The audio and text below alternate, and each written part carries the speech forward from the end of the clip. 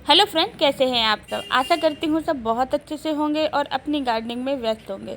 तो जैसे कि आप मेरे सामने देख रहे हैं, मेरा जो गार्डन है काफ़ी बिखरा हुआ है, बहुत गंदा हुआ है। तो मेरा जो इस बार का प्लान था वो ये था कि मेरा गार्डन थोड़ा सा साफ़ सुथरा रहे, क्योंकि होता क्या है, जब हम अपने प्लांट्स में पानी डालते हैं तो वो मिट्टी अक्सर उससे निकलती है और नीचे बैठ जाती है। इसी वजह से ये जो प्लांट्स है, ये जो छत है, आपको गंदी हो जाती है। तो इस चीज़ का मुझे लगता है हर गार्डनर को सामना करना पड़ता होगा। तो इस बार मैंने अपने गार्डन में जो है थोड़ा सा चेंज किया है, ताकि मुझे इन सब चीज़ों का सामना ना करना पड़े। और इसी बहाने मेरी दीपावली की भी सफाई हो गई। तो मिट्टी वगैरह जो है काफ़ी बिखरी हुई थी, तो इस चीज़ को मुझे सब पूरा सही करना है। तो मैंने ये जो मिट्टी है वो धूप में फैलाई हुई थी, ताकि इसका जो फंगस वगैरह है वो ख़त्म हो जाए। और जैसे ही सर्दी के प्लांट्स आए तो हम इनको, इस मिट्टी को सर्दी के प्लांट्स में यूज कर सकें। तो इस तरीके से, इसी वजह से मैंने इस मिट्टी को फैलाया। तो काफ़ी जो है मेरी ये बेल है, मैंने नीचे से थोड़ा सा निकाला था तो काफ़ी ख़राब हो गया, और आप देख सकते हैं काफ़ी गंदा लग रहा है। तो मैंने इसको कैसे ठीक किया और कैसे मैंने अपने गार्डन को मैनेज किया है, तो वही आज हम देखने वाले हैं। तो मैंने सबसे पहले अपने जितने भी प्लांट थे, जितने भी काफ़ी भारी प्लांटर हैं, तो इस वजह से मैंने धीरे धीरे करके मेरे जितने भी प्लांटर थे मैंने सबको एक जगह बीच में इकट्ठित किया, ताकि मैं फिर बाद में देख सकूं कि मुझे कौन सा प्लांट कहाँ रखना है और अपने गार्डन को कैसे चेंज करना है। क्योंकि ऐसे तो बिल्कुल भी समझ में नहीं आ रहा था कि मैं कहाँ से शुरू करूं और कहाँ से ख़त्म करूं। तो इस वजह से फिर मेरे माइंड में ये आया कि मैं सारे प्लांट्स को एक तरफ रखती हूं, फिर उसके बाद अपने प्लांट्स को सेट करूंगी। तो मैंने सारे ही प्लांटर खिसका लिए हैं और फिर इसके नीचे बहुत अच्छे से झाड़ू वगैरह लगा दी है। हालांकि मैंने अभी धुलाई नहीं की थी। तो इस तरीके से मैंने अपने सारे प्लांट्स खिसका लिए हैं। और मेरा इस बार थोड़ा सा यही रहा है कि मैं अपने प्लांट्स को कम करूंगी, क्योंकि हमें उतने ही प्लांट लगाने चाहिए जितने कि हम सेवा कर सकें या उनको संभाल सकें। क्योंकि जब प्लांट्स बहुत ज़्यादा हो जाते हैं तो हम उनकी बहुत ज़्यादा केयर नहीं कर पाते हैं, और काफ़ी प्लांट जो हैं वो हमारे ख़राब हो जाते हैं। तो मैंने फ़ाइनल लुक अपने गार्डन को दे दिया है, और बीच में मेरा ये थोड़ा सा काफ़ी सुंदर लग रहा है। यहाँ पर मैंने छोटे छोटे से जो मेरे प्लांटर थे मैंने उनको रखा है, और पर्सनल के जो ब्लूमिंग हो रही थी उनको लगाया है। तो ये काफ़ी सुंदर लग रहा है, और आप देख सकते हैं कि इस तरीके से मैंने अपने गार्डन को एक नया लुक दे दिया है। तो हालांकि अभी बहुत ज़्यादा गार्डन सही नहीं हुआ है, क्योंकि एक साथ काम करने में काफ़ी मेहनत लगती है।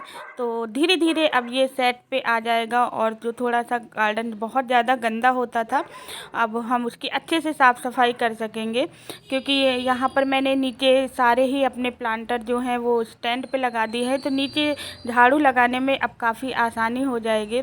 और ब्लूमिंग तो आप देख ही सकते हैं कि प्लांट्स में कितनी अच्छी हो रही है। ये टाइम जो होता है वो बहुत अच्छा टाइम होता है ब्लूमिंग का, क्योंकि इसमें हमारे सर्दी के भी कुछ प्लांट्स होते हैं और समर के भी कुछ प्लांट्स होते हैं, जो कि दोनों ही बहुत अच्छी ब्लूमिंग पर होते हैं।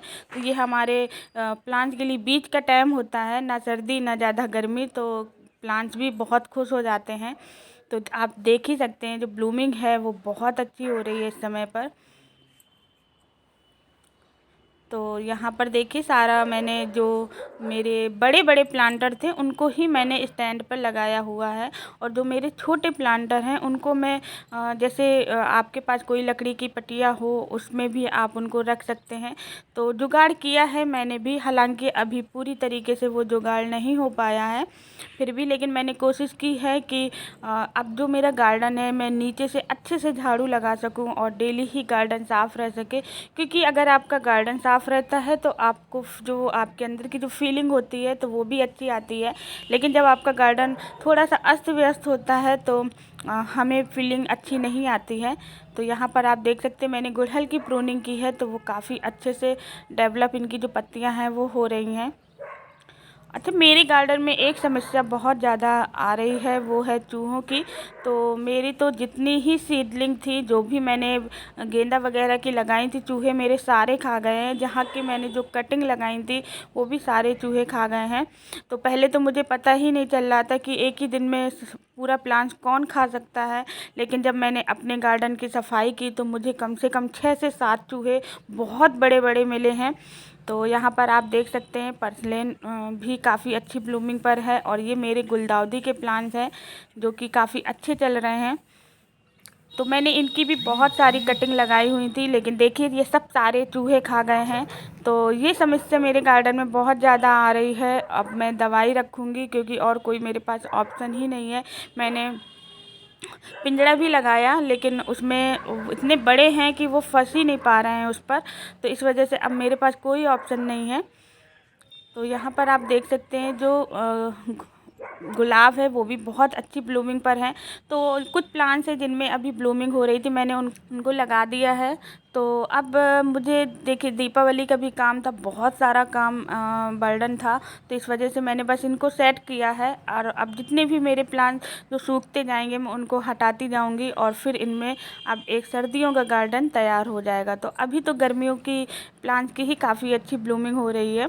और इसके बाद अब हम लोग करेंगे नर्सरी का टूर। और जो भी आपके प्लान नर्सरी जाकर आप जो आपका सर्दियों वाले प्लांट्स हैं वो लेके आ सकते हैं। और जो आपने सीड बोने हैं वो भी बो सकते हैं। तो यहाँ पर ये मेरे सारे मूली के प्लांट्स हैं। तो डर लग रहा है, ये अभी तो हैं, कल होंगे कि नहीं होंगे, क्योंकि चूहों की बहुत ज़्यादा समस्या है इस समय गार्डन में।